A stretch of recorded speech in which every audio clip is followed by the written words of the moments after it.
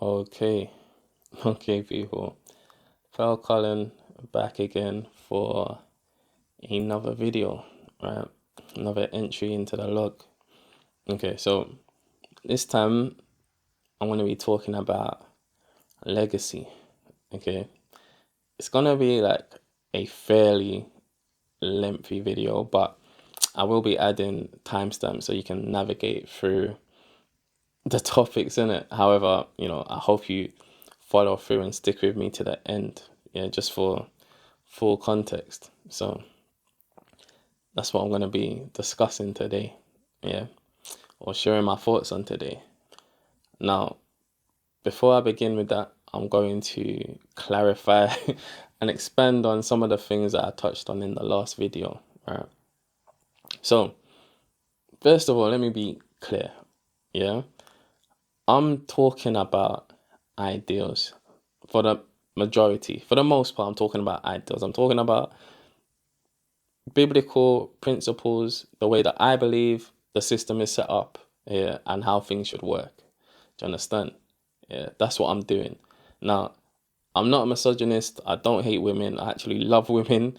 Yeah, I love real women. Some would say a bit too much in it, right? Which is why I've got to talk the way I do at certain times, just for my own benefit, okay? Because I can easily get myself and find myself into situations which I shouldn't be in. Do you understand what I'm saying? So that's just what it is, all right? But with that being said, okay, godly women are red flags too, innit? Yeah? Stay in the condition in which you were called. It's very, very simple. Do you understand? Like, pastors will be selling you lot a dream, yeah, to up their numbers, convincing you that your Boaz is coming, right? That's cap. Do you understand? You're out here focusing on Boaz when you should be focusing on Christ. And just circling back to Paul in 1 Corinthians, yeah. In verse 7 to 8, he says, "Yeah, I wish that all men were even as I myself am. However, each man has his own gift from God, one this way and another that. But I say to the unmarried and to widows that it is good for them if they remain even as I. But if they do not have self-control, let them marry. For it is better to marry than to burn with passion." Paul's logic here creates a harsh reality. From a man's perspective, if you have self-control, marriage is unnecessary. If you lack self-control, marriage is a better option than being single because it creates boundaries. Do you know, like that? Think about it. If you're single and lack self-control, you're causing chaos and destruction to multiple people. Do you understand? Like I've spoken about soul ties in a previous video. If you haven't seen it, then do check it out here. But you're outside running around causing damage. Yeah, just causing damage. What marriage does is marriage creates a boundary that limits the damage. Do you understand? If you step outside, the risk isn't worth the reward. You're likely to lose half your resources and your kids if you have any. Do you know, like that? But here's the thing. Marriage is not what you think. Yeah, you're setting yourself up for a world of pain, whole world of pain. Many men enter marriage expecting sex on demand, okay? Only to discover that they're lucky to have sex once a week after the honeymoon period, or that sex becomes transactional. Yeah, they have to acquiesce to their wife's every request to have sex. Do you understand? What then happens? The man steps out. Do you know, like that? Now, this isn't just a male problem. The same lack of self-control that destroys men, it also puts women at risk. So Proverbs 25 verse 28 says, "Like a city that is broken into and without a wall is a man without restraint over his spirit." So what does that mean? So that means no boundaries, no security. You're not going to feel safe, which is a basic need, yeah? Picture this. A man is building a castle and you're maintaining and preserving it as a woman. You leave yourself open to being robbed if there are no walls. It's not just material possessions either. Like, you leave yourself open to being robbed of your peace, being robbed of your joy. You can't claim that back on insurance. Now, it may be in 3 years, it may be in 5, it may be in 7, may even be in 10 years. Either way, you're not safe. Do you understand? The more you build, the more there is for you to lose. Okay? A thief will wait for the most opportune moment when the reward outweighs the risks. That's the smart thing to do. Now, you could argue that as time increases, the risk outweighs the reward for men to just step out. So they're less likely to do it. Do you understand? But you still end up with a slave, okay, at the end of the day. Not the man that you actually desire. So a man who lacks self-control is a slave. If you're a woman considering such a man, right, ask yourself, do you really want a slave for a husband? Now, some women may think they do, but stats show this doesn't work either. Do you understand? Divorce rates are increasing, and it's mostly women who are initiating them. It may not be the sole reason, but I'm pretty sure it's a contributing factor. Do you know, like that? In my belief, your marriage is doomed before it even begins. Okay? Just going to, why this is a problem. Okay? So, I spoke about, in the last video as well, I spoke about how, it's a crime for pastors to be allowing you to pick up your cross or choose discipleship and not telling you everything that you should know. Now, many crowds were going along with him, and he turned and said to them, if anyone comes to me and does not hate his own father and mother and wife and children and brothers and sisters, yes, and even his own life, he cannot be my disciple. Whoever does not carry his own cross and come after me cannot be my disciple. For which one of you, when he wants to build a tower, does not first sit down and calculate the cost to see if he has enough to complete it? Lest when he has laid a foundation and is not able to finish, all who observe it begin to ridicule him, saying, this man began to build and was not able to finish. Or what king, when he sets out to meet another king in battle, will not first sit down and consider whether he is strong enough with 10,000 men to encounter the one coming against him with 20,000? Or else, while the other is still far away, he sends a delegation and asks for terms of peace. So then none of you can be my disciple who does not give up all his own possessions. Yeah? Now, that last one is pretty critical, because the last one, as in the 10,000 going up against the 20,000, right? Because sometimes God can feel far away and you're just being tempted from every side. And the question is, will you fold or will your anchor hold? Ecclesiastes 5:4-6. When you make a vow to God, do not be late in paying it, for he takes no delight in fools. Pay what you vow. It is better that you should not vow than that you should vow and not pay. Do not allow your mouth to cause your flesh to sin, and do not say in the presence of the messenger of God that it was a mistake. Why should God be angry on account of your voice and wreak destruction on the work of your hands? Yeah? Why should he do that? Yeah. So essentially, what I'm saying is, count the cost in it and read the T's and C's. Know what you're signing up for before you decide to pick up that cross in it. Like I said, it's criminal that a lot of these churches, a lot of these church leaders or pastors do not tell you this. We're experts at finding loopholes to justify our actions or finesse our way out of consequences. Do you understand? And those who know scripture take it a step further and rewrite it completely, either to fit their lifestyle or water it down to grow their following. But that's all I wanted to say on the previous video. So I'm going to head into the next topic, right? What I want you to talk about with you today, innit? I stood in the back of a packed church the other day watching over 100 people filing for the funeral of a man in his late 30s. Okay? Yeah. Let's say late 30s. Okay. Yeah, no children, no business empire, no Wikipedia page.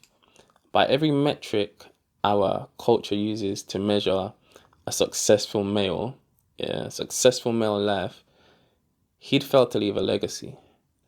Yet, here were 100 plus people who took time off work, drove for hours, all to honor someone who would be completely forgotten within a generation.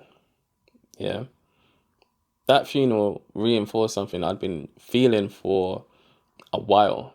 We might be measuring the wrong things entirely when it comes to what makes a life meaningful. And it made me question everything I've been taught about what it means to live a meaningful life as a man, what it means to live meaningfully as a man.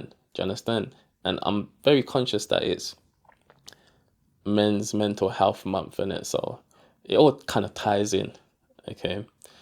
Now, by society's standards, like I said, this man had failed. No children, no empire, no lasting achievements. But by any reasonable measure of human impact, he'd clearly succeeded. The question is, which definition actually matters? If you're a young man today, you know the weight that I'm talking about. It starts early, probably before you even realize it. You're expected to build something that lasts, make your mark, leave a legacy. Do you know, like that? And the paths are predictable. Kids, career, achievements, wealth, or fame. Do you understand? But the message is always the same. If you haven't accomplished something that will outlive you, you've underachieved. Or worse, your life wasn't worthwhile. Do you understand? And I see this pressure crushing guys I know. It even crushed me for a period of time. There's this constant anxiety. Do you understand? Am I doing enough? Will I be remembered? Did my life matter? But here's what nobody tells you. The entire premise might be fundamentally flawed. Let's start with some uncomfortable math, right? Most people are completely forgotten within 2 to 3 generations, regardless of what they accomplish. Okay? Think about it. Your children remember you vividly. Your grandchildren know stories about you. Your great-grandchildren might know your name. But by the 4th generation, you're often just a name on a family tree. Yeah? If that. Memory only survives through active storytelling. And each generation acts like a filter. Okay? Your grandson might remember that you were really good with cars. He might even remember some random joke you made that day, but he won't remember the context, why you were teaching him, what that moment meant to you, or how it felt to see, 3 generations of knowledge being passed down in his garage. Do you know, like that? The intimate stuff, who you really were beneath the hood, yeah, that fades the fastest. Okay? Even at the funeral, with 100 plus people, maybe fewer than 10 truly knew who that man really was. Do you know, like that? Yeah? It's a sobering thought. There's a fundamental difference between knowing someone and knowing about someone.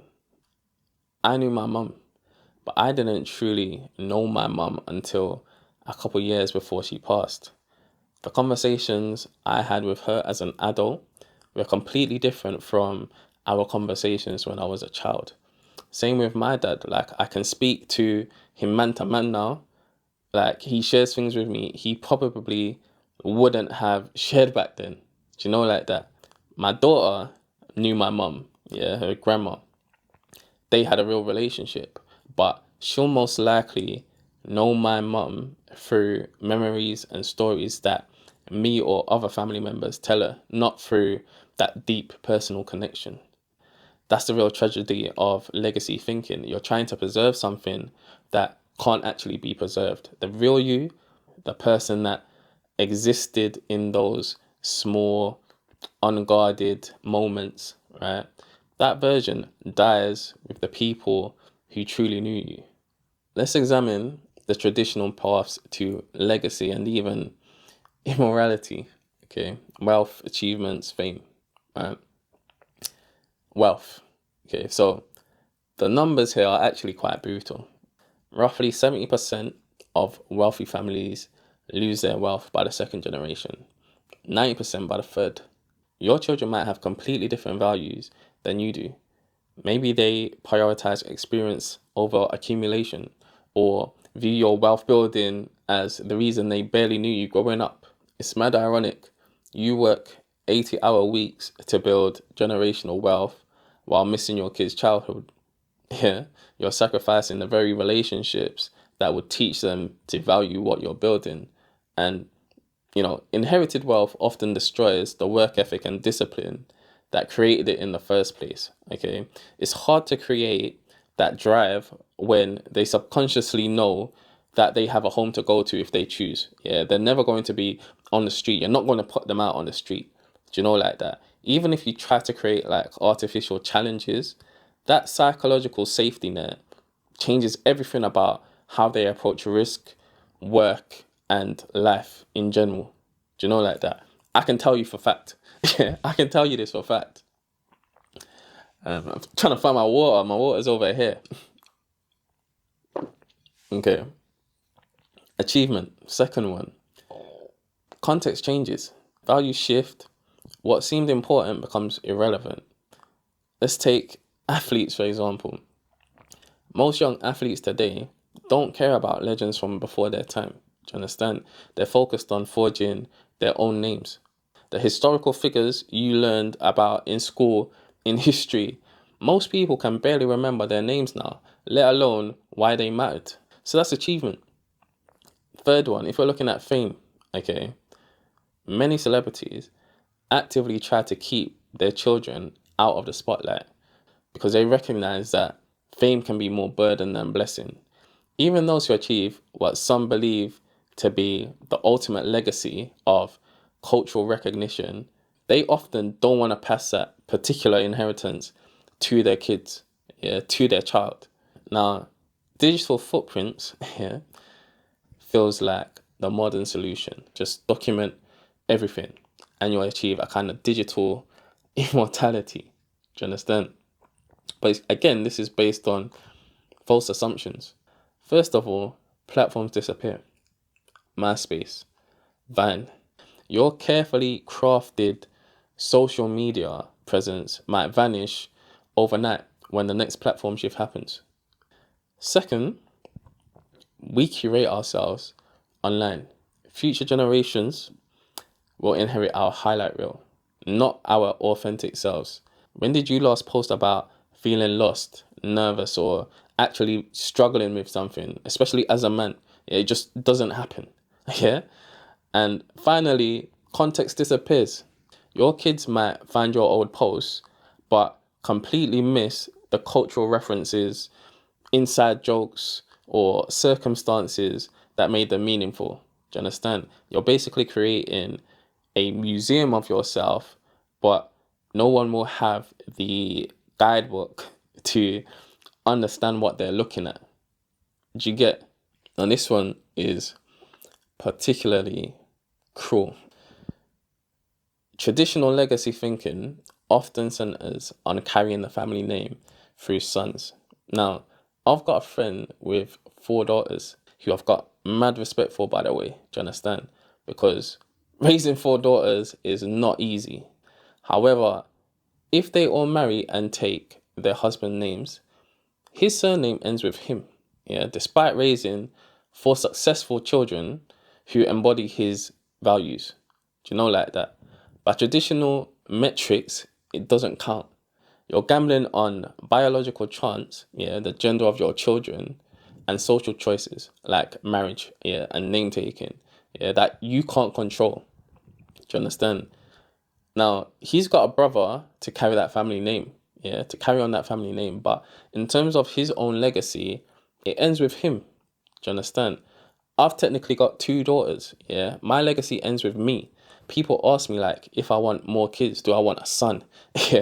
And it's just like, for what purpose? Do you get what I'm saying? Now, you could do, what Henry VIII done, Henry VIII, perfect example, through history. Do you understand? Henry VIII's obsession with male heirs is the extreme example of this thinking.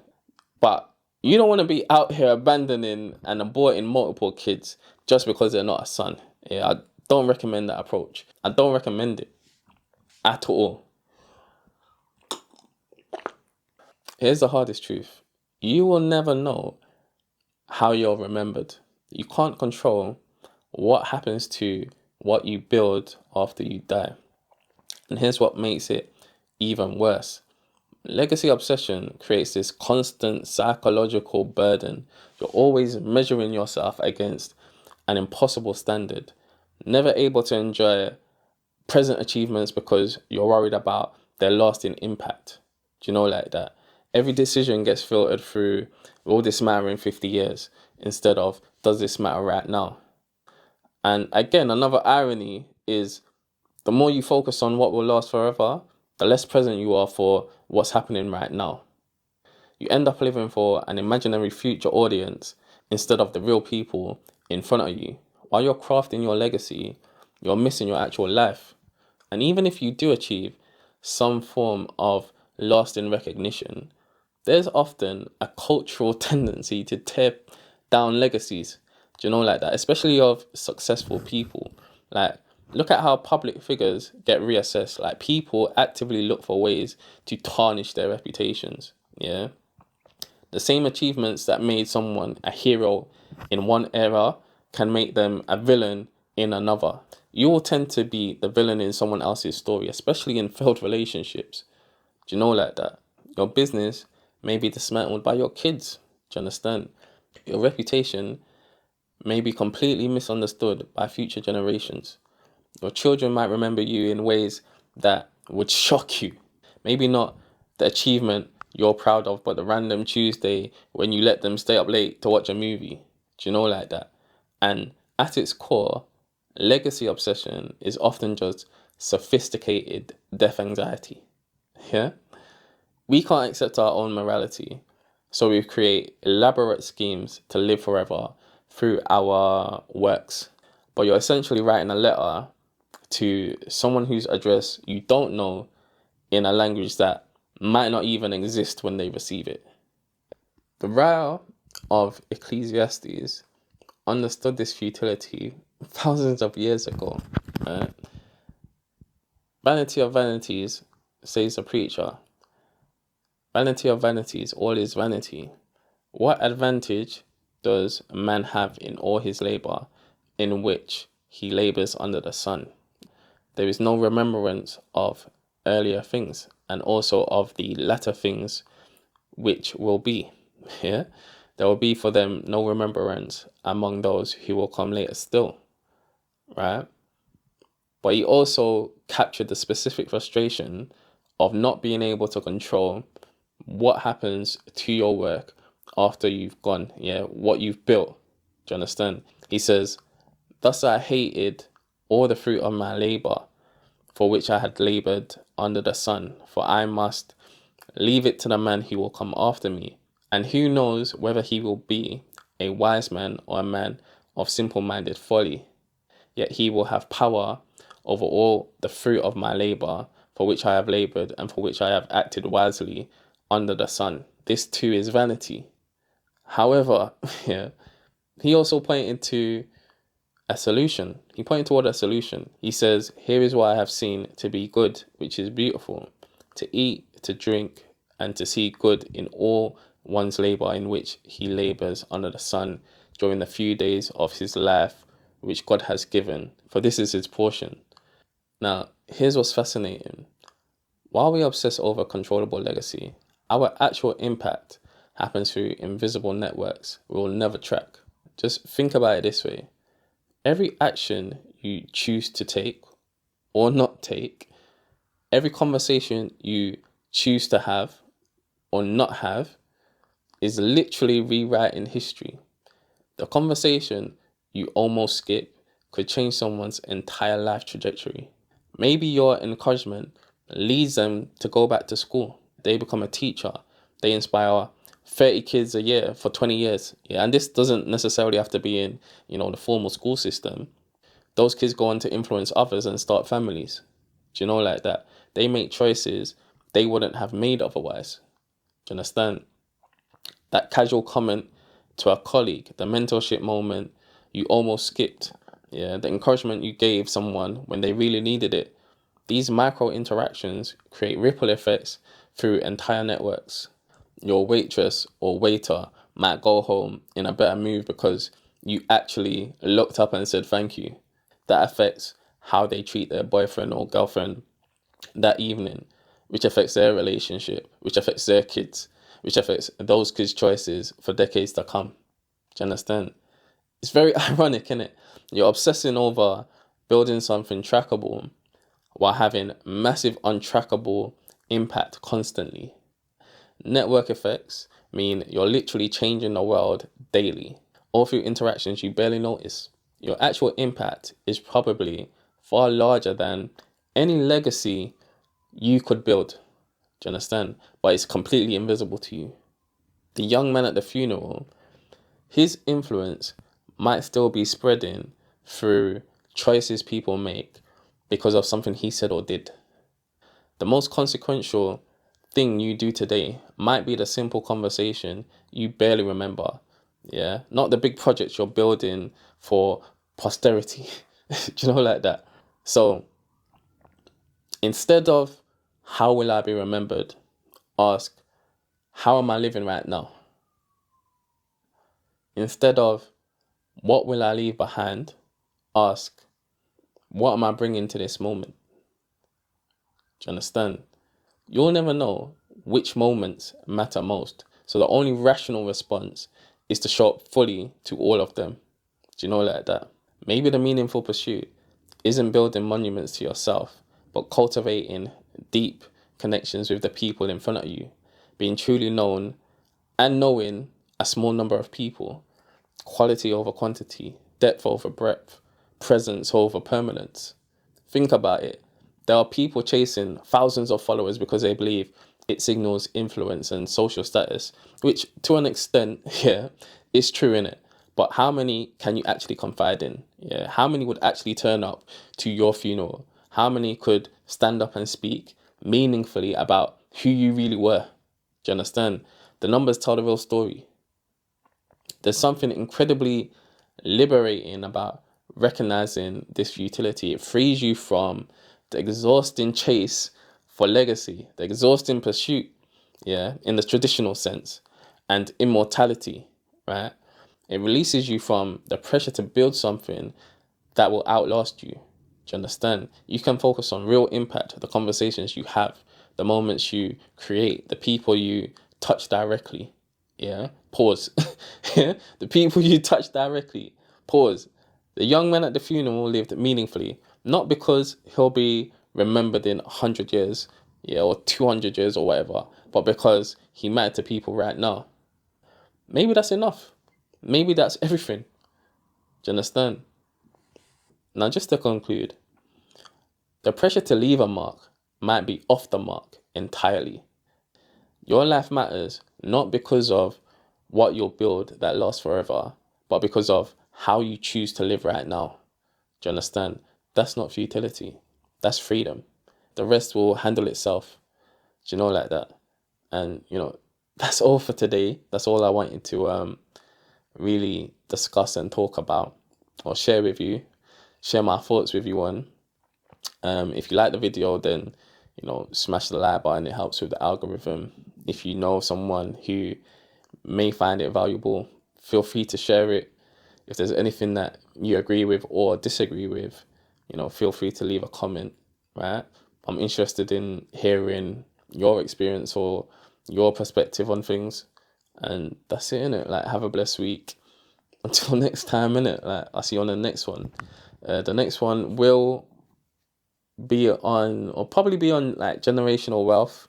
Yeah, I've done that because it kind of follows on from, covers some of the things that I talked about in this video, innit? But I've done that video already. Okay, I'm not sure if I'm going to do it on this channel or my other channel, Block 101. I might do. I'm not sure yet. I'll decide when closer to the time, innit? But yeah, Pal Colin. I'll see you until next time. Have a blessed week.